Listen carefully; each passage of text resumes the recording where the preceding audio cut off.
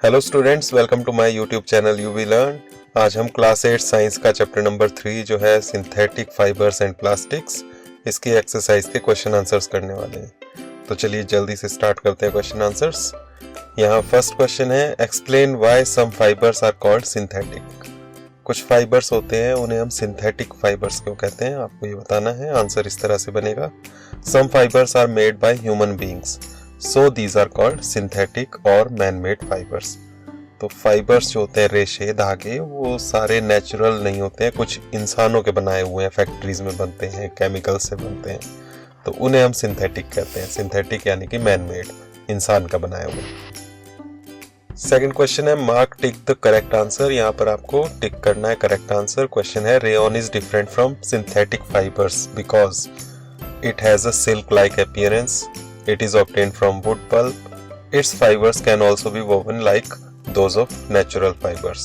तो इनमें से कौन सा करेक्ट इसका ऑप्शन है वो आपको बताना है। तो इसका करेक्ट ऑप्शन है B, it is obtained from wood pulp। तो बाकी सभी सिंथेटिक फाइबर्स केमिकल से बनते हैं। ये रेयॉन एक अकेला ऐसा फाइबर है जो सिंथेटिक है, लेकिन दूसरे सिंथेटिक फाइबर से अलग है क्योंकि ये वुड पल्प से, लकड़ी से बनता है। तो यही आप इसका आंसर लिखेंगे, B, it is obtained from wood pulp। Question number 3 है, fill in the blanks with appropriate words.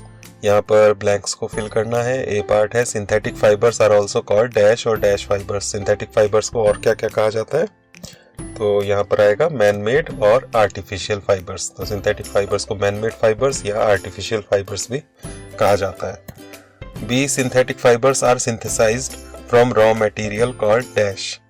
तो रॉ मटेरियल जो सिंथेटिक फाइबर्स के लिए यूज होता है, जिनसे सिंथेटिक फाइबर्स बनते हैं, उन्हें क्या कहते हैं, तो उनका नाम है पेट्रोकेमिकल्स। तो ये केमिकल्स हैं जो पेट्रोलियम प्रोडक्ट्स होते हैं, तो पेट्रोकेमिकल्स इनका नाम होता है। See, like synthetic fibres plastic is also dash. तो सिंथेटिक फाइबर्स की तरह ही प्लास्टिक भी एक डैश है। क्या है, ये भी एक पॉलीमर है। यहाँ पर आप पॉलीमर लिखेंगे। तो सिंथेटिक फाइबर्स की तरह प्लास्टिक भी पॉलीमर्स होते हैं, ये भी केमिकल्स की लॉन्ग चेन से बनते हैं। पॉलीमर का मीनिंग है लॉन्ग चेन। फोर्थ क्वेश्चन है, give examples which indicate that nylon fibres are very strong. तो नायलॉन फाइबर्स जो है बहुत स्ट्रॉन्ग होते हैं, इसको आप कैसे एक्सप्लेन करेंगे, इसके लिए एग्जाम्पल देने। तो इसमें आप फर्स्ट दे सकते हैं, they are used for making parachutes and ropes for rock climbing. तो पैराशूट्स बनाने के लिए, रोप्स बनाने के लिए, रॉक क्लाइंबिंग, पहाड़ों पर चढ़ने के लिए जो रस्सियां बनाते हैं, उसके लिए हम नायलॉन का यूज करते हैं। तो वहां पर मटेरियल बहुत स्ट्रॉन्ग चाहिए, तो इससे हमें पता चल रहा है कि ये नायलॉन बहुत स्ट्रॉन्ग होता है। Second, they are used in making seed pads, fishing nets. तो सीड पैड्स, फिशिंग नेट्स, इनमें भी बहुत स्ट्रॉन्ग मटेरियल की जरूरत पड़ती है, तो यहाँ भी नायलॉन का यूज हम करते हैं। तो इस तरह से इन दो एग्जाम्पल से हमें पता चल रहा है कि नायलॉन एक स्ट्रॉन्ग फाइबर है। फिफ्थ क्वेश्चन है, explain why plastic containers are favoured for storing food. तो फूड को स्टोर करने के लिए हम प्लास्टिक कंटेनर्स का यूज क्यों करते हैं। आंसर आप इस तरह से दे सकते हैं, plastic is non reactive, light, strong, durable and generally cheaper than metal, so plastic containers are favoured for storing food. तो प्लास्टिक क्या है, नॉन रिएक्टिव है, इसके साथ खाना रिएक्ट नहीं करता, लाइट है, हल्का है, स्ट्रॉन्ग है, मजबूत है, ड्यूरेबल है, काफी चलता है, और साथ में मेटल से चीप है, तो मेटल से सस्ता भी पड़ता है, इसलिए हम इसका यूज करते हैं। सेकंड लाइन जो है पूरी की पूरी क्वेश्चन से है, so plastic containers are favoured for storing food. Question number 6 है, explain the difference between thermoplastics and thermosetting plastics. तो दो तरह के प्लास्टिक्स होते हैं, आपने चैप्टर में पढ़ा होगा, थर्मोप्लास्टिक्स एंड थर्मोसेटिंग प्लास्टिक्स। इनमें डिफरेंस क्या है वो आपको यहाँ पर एक्सप्लेन करना है। तो आप इसका आंसर इस तरह से दो बॉक्स बनाकर टेबल की फॉर्म में देंगे। फर्स्ट में आप थर्मोप्लास्टिक्स लिखेंगे और सेकंड में थर्मोसेटिंग प्लास्टिक्स। तो डिफरेंसेस क्या रहेंगे, first, these plastics can be softened on heating and can be bent easily. तो इस तरह के प्लास्टिक्स जो होते हैं, थर्मोप्लास्टिक्स, इनको आप हीट से आराम से सॉफ्ट बना सकते हैं, इनको बेंड कर सकते हैं। दूसरी साइड थर्मोसेटिंग प्लास्टिक्स में आप देंगे, these plastics when moulded once can not softened by heating. तो गर्म करने पर इनको हम सॉफ्ट नहीं कर सकते, इनको मोड़ा पिघलाया नहीं जा सकता। एक बार जब इनको बना दिया जाता है, ये उसी शेप में रहते हैं। सेकंड आप एग्जांपल्स दे सकते हैं। एग्जांपल्स में पॉलीथीन, पीवीसी, ये थर्मोप्लास्टिक्स के एग्जांपल हो गए। और यहाँ पर आप राइट साइड में देंगे बेकेलाइट एंड मेलामाइन, ये आपके थर्मोसेटिंग प्लास्टिक्स के एग्जांपल हो गए। थर्ड आप इनके यूजेस दे सकते हैं। These are use to make toys, combs, containers etcetera. तो टॉयज में, कॉम्स में, कंघियों में, कंटेनर्स में इनका यूज होता है। और राइट साइड में these are use to make electrical switches, handles of utensils, kitchen ware etcetera. तो इनका यूज ऐसी जगह होता है जहाँ पर हीट से इनके ऊपर इफेक्ट ना पड़े। तो इनका यूज़ हम इलेक्ट्रिकल स्विचेस में करते हैं, बिजली के जो स्विच होते हैं, साथ में बर्तन के हैंडल्स में, और बर्तन किचन में जो यूज़ होते हैं उनमें भी बहुत सारे थर्मोसेटिंग प्लास्टिक से बनाए जाते हैं। 7th क्वेश्चन है explain why the following are made of thermosetting plastics. अब अभी जो हमने सीखा वही चीज़ यहाँ पर फिर पूछी है। इनको हम थर्मोसेटिंग प्लास्टिक से क्यों बनाते हैं आपको ये बताना है। इसमें ए पार्ट है सॉस पैन हैंडल्स। तो जो भी फ्राइंग पैन्स होते हैं, सॉस पैन्स होते हैं, उनके हैंडल्स को हम थर्मोसेटिंग प्लास्टिक से क्यों बनाते हैं आपको ये एक्सप्लेन करना है। आंसर आप इस तरह से देंगे। Thermosetting plastics are bad conductors of heat and also on heating these plastics do not get softened. So saucepan handles are made of thermosetting plastics. तो सॉसपैन हैंडल्स जो होते हैं उनको थर्मोसेटिंग प्लास्टिक से क्यों बनाते हैं? क्योंकि थर्मोसेटिंग प्लास्टिक बैड कंडक्टर्स हैं हीट के। इसका मतलब गर्म करने से ये खराब नहीं होते, एक तो साथ गर्म भी नहीं होते और गर्म करने से ये सॉफ्ट भी नहीं होते, इसलिए सॉसपैन को पकड़ना इजी रहता है। तो इसलिए इनको थर्मोसेटिंग प्लास्टिक से बनाया जाता है। B electric plugs, switches, plug boards. तो इलेक्ट्रिक प्लग्स जो होते हैं, स्विचेस होते हैं या बोर्ड्स होते हैं, स्विच बोर्ड, उनको भी थर्मोसेटिंग प्लास्टिक से बनाया जाता है। वो क्यों बनाया जाता है? तो उसका आंसर आप देंगे thermosetting plastics are bad conductors of heat and electricity. तो वही चीज़ जो हमने पीछे लिखी, साथ में इलेक्ट्रिसिटी वर्ड यहाँ पर ऐड किया है। थर्मोसेटिंग प्लास्टिक्स वो बैड कंडक्टर्स हैं हीट के भी, इलेक्ट्रिसिटी के भी, इसलिए हम ये प्लग, स्विचेस, प्लग बोर्ड्स जो हैं इनको थर्मोसेटिंग प्लास्टिक से बनाते हैं। बिल्कुल सिंपल सा आपका इसका आंसर रहेगा।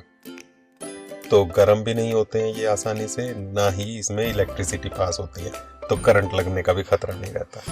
बस इतना सा आपका ये आंसर है। 8th है categorise the materials of the following products into can be recycled and can not be recycled. तो यहाँ पर मटेरियल्स दिए हुए हैं, इनको आपको 2 कैटेगरीज में डिवाइड करना है। रिसाइकिल कौन कौन से किए जा सकते हैं और कौन कौन से रिसाइकिल नहीं किए जा सकते। रिसाइकिल का मतलब है बार बार यूज करना। तो यहाँ पर ऑब्जेक्ट्स दिए हुए हैं, telephone instruments, plastic toys, cooker handles, carry bags, ball point pens, plastic balls, plastic covering on electrical wires, plastic chairs, electrical switches. तो इनको आप इस तरह से टेबल के फॉर्म में दे सकते हैं। एक साइड आप ले लेंगे कैन बी रिसाइकल्ड और राइट साइड में कैन नॉट बी रिसाइकल्ड। तो रिसाइकल कौन कौन से किए जा सकते हैं, उसमें प्लास्टिक टॉयज आ गया, carry bags, ball point pens, plastic balls, plastic covering on electrical wires and plastic chairs. तो ये जो प्लास्टिक मटेरियल्स हैं इनको रिसाइकिल किया जा सकता है। इनको अगर टूट भी जाए, खराब भी हो जाए, तो इनको फैक्ट्री में वापस भेजकर उनसे दोबारा प्लास्टिक का मटेरियल बनाया जा सकता है। तो इसलिए इनका रिसाइकलिंग हो सकती है।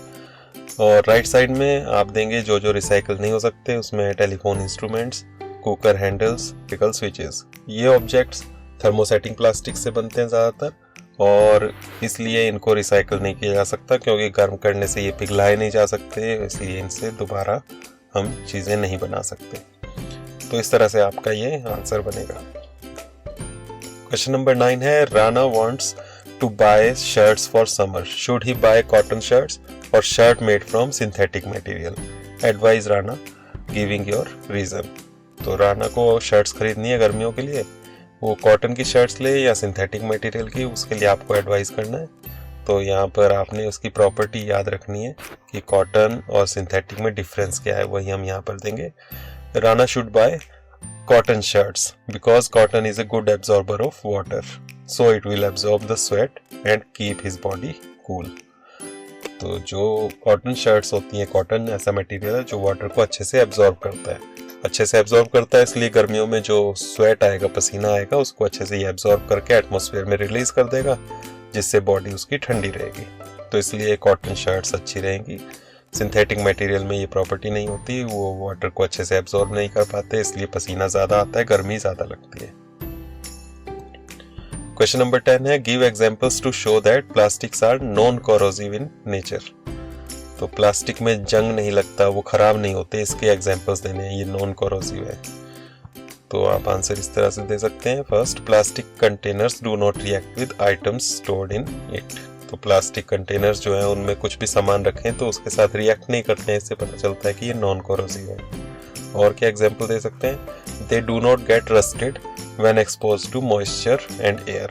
तो हवा में, पानी में रखने पर भी इनमें जंग नहीं लगती, जैसे लोहे में लग जाती है आमतौर पर, तो इनमें रस्टिंग नहीं होती, इससे भी पता चल रहा है नॉन कोरोसिव नेचर है इसकी। और साथ में third, they do not decompose when left in open for a long period. तो लंबे टाइम तक भी खुले में आप रख दो तब भी ये डिकम्पोज नहीं होते, तो बाकी मटेरियल सड़ जाते हैं, गल जाते हैं, डिकम्पोज हो जाते हैं, प्लास्टिक्स डिकम्पोज नहीं होते। तो इस तरह से ये नॉन कोरोसिव नेचर यहाँ पर एक्सप्लेन होती है इन एग्जाम्पल से। 11th क्वेश्चन है should the handle and bristles of a toothbrush be made of the same material, explain your answer. तो हमारा टूथब्रश जो होता है उसका हैंडल और उसका जो ब्रश का वाला पार्ट है वो सेम मटेरियल से बनना चाहिए या डिफरेंट से, इसको एक्सप्लेन करना है। आंसर आप इस तरह से देंगे, know the handle of the toothbrush should be hard and strong for better grip while the bristles should be soft and flexible to protect our soft gums। तो ये डिफरेंट मटेरियल के होने चाहिए, सेम मटेरियल के नहीं होने चाहिए, तो इसलिए नो से स्टार्ट करना है आपने आंसर। उसके बाद आपने बताना है हैंडल किस तरह का होना चाहिए। तो handle of the toothbrush should be hard and strong, तो वो हार्ड होना चाहिए, स्ट्रॉन्ग होना चाहिए, मजबूत होना चाहिए ताकि हम इसको अच्छे से पकड़ पाए। while the bristles should be soft and flexible, और आगे का ब्रश वाला पार्ट ब्रिसल्स वो सॉफ्ट होनी चाहिए और साथ में फ्लेक्सिबल होनी चाहिए to protect our soft gums. तो हमारे सॉफ्ट गम्स जो मसूड़े हैं उनको प्रोटेक्ट कर पाए, बचा सकें, उनमें ज्यादा चोट ना लगे।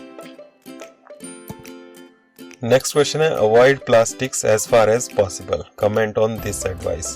तो एडवाइस किया जाता है कि प्लास्टिक कम से कम इस्तेमाल करें, क्यों कम से कम इस्तेमाल करें, उसको अवॉइड क्यों करना चाहिए, इसका आंसर आपको देना है। तो आंसर इस तरह से हो जाएगा, avoid plastics as far as possible because first, plastics are non biodegradable.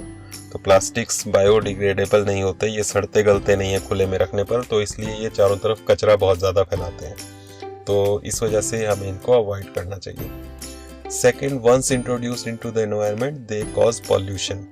कचरा तो फैलाते ही हैं, साथ में इनसे पॉल्यूशन भी बहुत ज़्यादा होता है। सॉइल पॉल्यूशन होता है, इनको जलाएं तो उससे फिर एटमॉस्फेयर में पॉल्यूशन होता है, पानी में बहाएं तो वाटर पॉल्यूशन होता है, तो पॉल्यूशन बहुत ज़्यादा होता है प्लास्टिक से, इसलिए भी इनको अवॉइड करना चाहिए।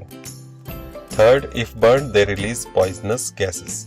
वही जो बात अभी मैंने की कि इनको जलाया जाए तो इनसे जहरीली गैसें निकलती हैं, वो भी हमारे लिए नुकसानदायक हैं, हार्मफुल है। Fourth, plastic garbage blocks water drains and sewers. तो प्लास्टिक का जो कूड़ा है वो वाटर ड्रेन्स में, सीवर्स में, जो नालियाँ होती हैं उनमें ब्लॉकेज करता है और उससे फिर सड़न पैदा होती है। तो इस तरह से इन सभी प्रॉब्लम से बचने के लिए हमें प्लास्टिक्स को अवॉइड करना चाहिए। 13th क्वेश्चन है match the terms of column A correctly with the phrases given in column B. तो कॉलम से यहाँ ए एंड बी इनको मैच करना है। ए कॉलम में कुछ टर्म्स दी हुई हैं, फर्स्ट है polyester, second Teflon, third rayon and fourth nylon. और कॉलम बी में कुछ फ्रेजेस दिए हैं, A prepared by using wood pulp, B used for making parachutes and stockings, C used to make non-stick cookwares, D fabrics do not wrinkle easily। तो इनको match करना है। इसमें फर्स्ट पॉलिएस्टर आप मैच करेंगे, fabrics do not wrinkle easily, इनमें wrinkles, सिलवटें आसानी से नहीं पड़ती हैं, इनको प्रेस करने की जरूरत नहीं पड़ती पॉलिएस्टर की बनी हुई कपड़ों को, तो ये फैब्रिक जो है इसमें रिंकल आसानी से नहीं पड़ते हैं। सेकंड टेफ्लॉन, टेफ्लॉन आपने सुना होगा, नॉन स्टिक कोटिंग इसकी होती है कुकवेयर्स पर, बर्तनों पर, तो इसको आप मैच करेंगे, use to make non stick cookwares. तो ऐसे फ्राइंग पैन्स वगैरह तवे बनाए जाते हैं जिनमें टेफ्लॉन की कोटिंग होती है जिससे कि खाना उस पर चिपकता नहीं है। थर्ड है रेयॉन, तो रेयॉन के बारे में हमने पहले भी जाना कि ये वुड पल्प से बनता है, तो इस तरह से आप मैच करेंगे इसको ए से, prepared by using wood pulp. And last nylon, इसके बारे में भी हमने पहले ही सीख लिया है, used for making parachutes and stockings. Parachutes बनाने के लिए, स्टॉकिंग्स, सॉक्स जो होती हैं उनको बनाने के लिए नायलॉन का यूज किया जाता है। 14th क्वेश्चन है, manufacturing synthetic fibres is actually helping conservation of forests, comment. तो सिंथेटिक फाइबर्स की मैन्युफैक्चरिंग, उनको बनाने की वजह से हमारे फॉरेस्ट जो है वो बच रहे हैं, इस पर कमेंट करना है कैसे बच रहे हैं। तो इसका आंसर सिंपल सा इस तरह से बनेगा, synthetic fibres are made from chemical substances, so there is no need to cut trees, therefore manufacturing synthetic fibres is actually helping conservation of forests. तो फर्स्ट जो हमने पार्ट लिखा इसका ये वाला, इसमें है सिंथेटिक फाइबर्स जो है वो केमिकल सब्सटेंसेस से बनते हैं, इसलिए इनमें पेड़ों को काटने की ज़रूरत नहीं पड़ती। नेचुरल फाइबर्स जो हैं वो ट्रीज से आते हैं ज़्यादातर, तो वहाँ पर पेड़ काटने पड़ते हैं। तो यहाँ पर पेड़ नहीं काटने पड़ेंगे, इसलिए जो है हमारा फॉरेस्ट वो कंजर्व होगा। तो सेकंड जो यहाँ पर इसका पार्ट है वो पूरा क्वेश्चन में से है, therefore manufacturing synthetic fibres is actually helping conservation of forests. Question number 15 last question है ये, describe an activity to show that thermoplastic is a poor conductor of electricity. तो इलेक्ट्रिसिटी का पुअर कंडक्टर है thermoplastic, इसको कैसे explain करें, उसके लिए एक्टिविटी क्या हो सकती है वो हमें यहाँ पर डिस्क्राइब करनी है। तो आंसर में आप इस तरह की एक पिक्चर बनाएंगे, ये हमारी एक्टिविटी है, इसमें हम बैटरी, वायर, बल्ब और थर्मोप्लास्टिक का यूज़ कर रहे हैं। तो बैटरी से बल्ब को कनेक्ट किया, बीच में थर्मोप्लास्टिक इसमें कनेक्ट किया है। तो आप जानते हैं इस तरह से सर्किट हम बनाएं और उसमें प्लास्टिक लगा दें बीच में, तो ये बल्ब ग्लो नहीं करेगा, नहीं जलेगा। इससे हमें पता चलता है कि ये पुअर कंडक्टर है। तो यही आप एक्सप्लेन भी कर देंगे, arrange a circuit as shown in the figure, connect a thermoplastic in the gap, it is observed that the bulb does not glow, this shows that thermoplastic is a poor conductor of electricity. तो ये आप answer देंगे। यहाँ पर हमने connection किया circuit के according, और जब हमने इस तरह का कनेक्शन किया, इसमें थर्मोप्लास्टिक अटैच किया, तो हमें पता चलता है कि ये बल्ब ग्लो नहीं कर रहा है। और बल्ब नहीं ग्लो कर रहा है, इसका मतलब है कि ये थर्मोप्लास्टिक एक बैड कंडक्टर, पुअर कंडक्टर है इलेक्ट्रिसिटी का। तो इस तरह से यहाँ पर ये क्वेश्चन आंसर्स खत्म होते हैं। थैंक यू, आज के लिए इतना ही। अगर आपको ये वीडियो अच्छी लगी हो तो इसे लाइक और शेयर करें, साथ में मेरे चैनल को सब्सक्राइब करें, ताकि इस तरह के शॉर्ट आंसर्स की वीडियोस मैं आपके लिए और भी बनाता रहूं और उसकी नोटिफिकेशन आपको मिलती रहे। थैंक यू, आज के लिए इतना ही, नेक्स्ट वीडियो में मिलते हैं।